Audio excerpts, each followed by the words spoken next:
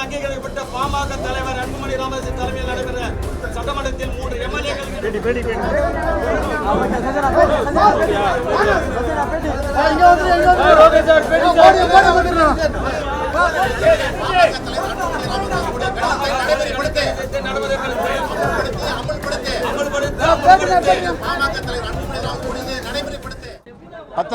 பத்திரிகை தொலைக்காட்சி நண்பர்களுக்கு வணக்கம்.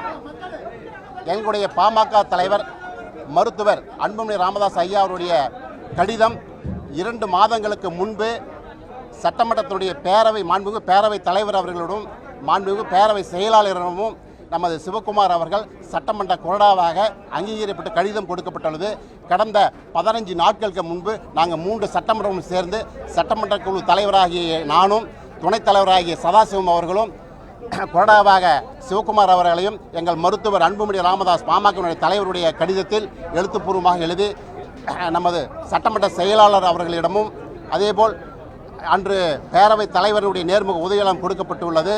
நாங்கள் நேற்று நடைபெற்ற அலுவல் ஆய்வுக் கூட்டத்திற்கு அழைப்பு வரவில்லை என்று 2 நாட்களாக கேட்கும் பொழுது நாங்கள் பரிசீலனை செய்கிறோம், மாண்புமிகு சபாநாயகர் அவர்கள் உங்கள் மனு மீது பரிசீலனை செய்கிறோம் என்று சொன்னார். இன்று காலையும் சென்று சபாநாயகர் அவர்களிடம் கேட்டோம். நாங்கள் விரிவாக பேசுகிறோம். இடஒதுக்கீடு செய்யுங்கள், இடம் மாற்றுங்கள், அது என்னுடைய விருப்பம், நான் இடம் கொடுப்பது என்று சொல்கிறார்.